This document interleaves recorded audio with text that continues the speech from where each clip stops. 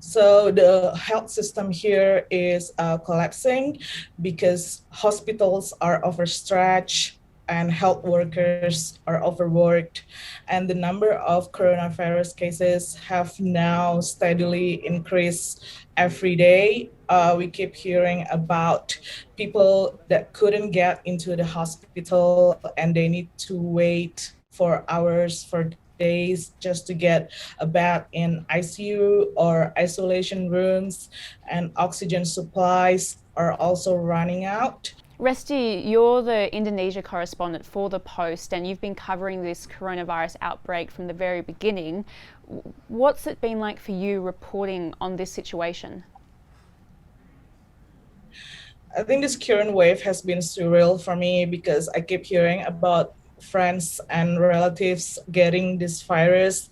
Like compared to the first wave, I rarely heard about someone that I know getting infected with this virus, but this time it's just different. Like just this morning, I found out that my cousin and my aunt got this virus, and I keep reading about social messages asking for information on vaccinations, about blood plasma donor, oxygen supplies.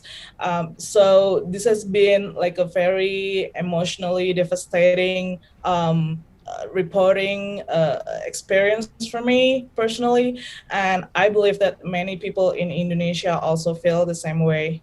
It really sounds like things have gotten so bad in this latest wave. What has gone wrong for Indonesia? It seemed like only a few months ago it was really on top of coronavirus. So things started go wrong at the end of Ramadan holiday because people were still going back to their hometowns or villages from the big cities, even though the government at that time has imposed domestic travel ban, but it's estimated that around 18 million people still went home and see their relatives in their villages.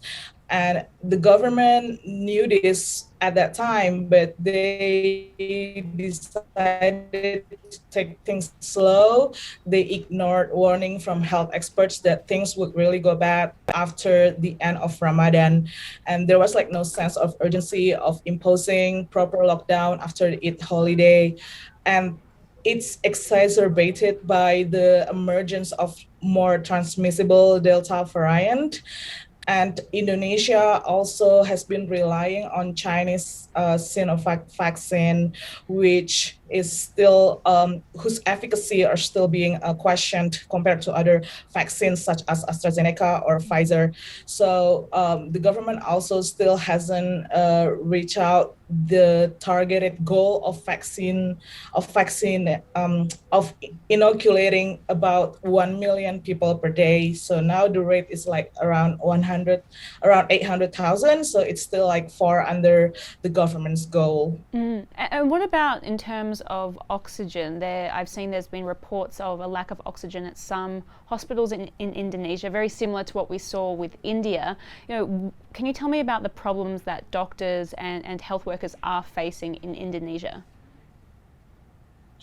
So the oxygen supplies is now a scarcity in Indonesia. There were reports that at least 33 patients died in a general public hospital in Yogyakarta province because they were running out of oxygen supplies that day. And the government is now calling out for oxygen donations. Australia and Singapore have offered oxygen supplies, but I am seeing now on social media about people who ask about oxygen stores, which oxygen stores are still open and still selling oxygen supplies, because in big cities, at least in Jakarta, people are queuing in front of these oxygen stores, and sometimes for hours, and it can stretch up to meters long. So it really shows about the panic buying that Indonesians feel now, because they keep hearing about these reports that oxygen is running out. It sounds like things are only getting worse at this point, but I really do hope that there is some hope on the horizon coming. Resty, thank you very much for your time. Thanks for having me.